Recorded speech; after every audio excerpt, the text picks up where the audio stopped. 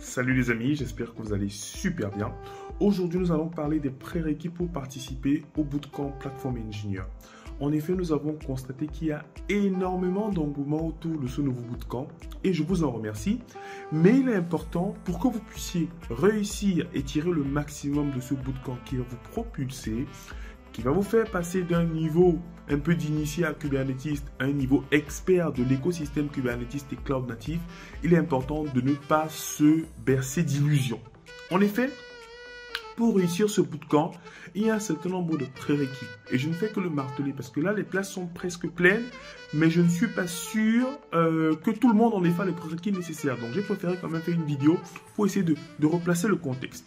Donc, comme je l'ai dit dans mes précédentes vidéos, le Platform Engineer, c'est cet admin-là qui notamment a compris les besoins des équipes de développement et connaît les problématiques des équipes opérationnelles et souhaite en effet mettre en place des standards pour délivrer la plupart des services, on va dire, as a service, la plupart des components as a service.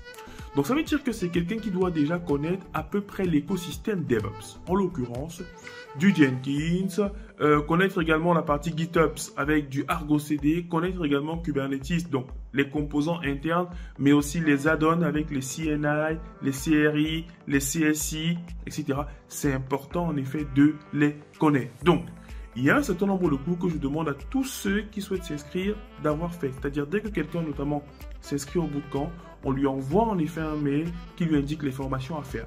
Il y a la formation Vagrant. Parce que nous avons provisionné des clusters Kubernetes, il est important de comprendre comment est-ce qu'on a automatisé cela, notamment avec Ansible. Donc, Vagrant. Ensuite, mon cours sur Kubernetes préparation CKA.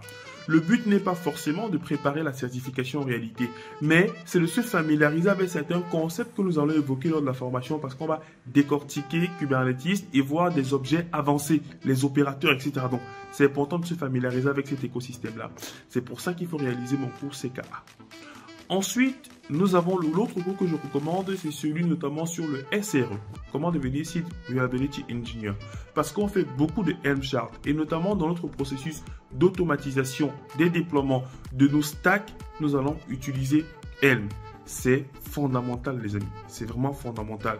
Et bien sûr, il faut connaître un peu de CI/CD. Jenkins va suffire notamment pour les concepts que nous allons appliquer. Donc, c'est important que vous ayez pris en effet ces 4 formations.